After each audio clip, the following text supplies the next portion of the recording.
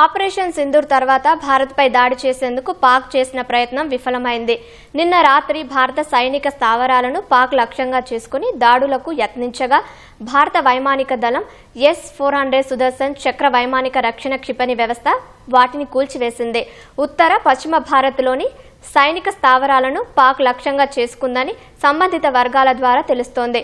మరోవైపు పాకిస్తాన్లోని air defence రాడార్లు వ్యవస్థల లక్ష్యంగా భారత సైన్యం దాడులు చేసినట్టు సమాచారం.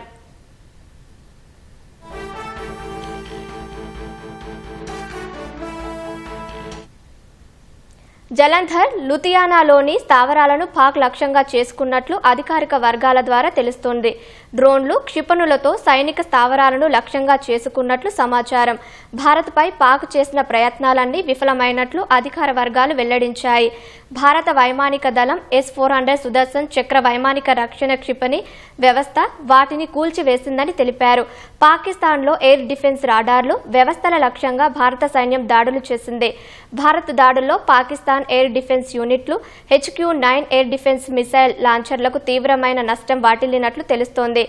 లాహోర్లోని క్షిపణి రక్షణ వ్యవస్థను భారత్ నిర్వీర్యం చేసింది.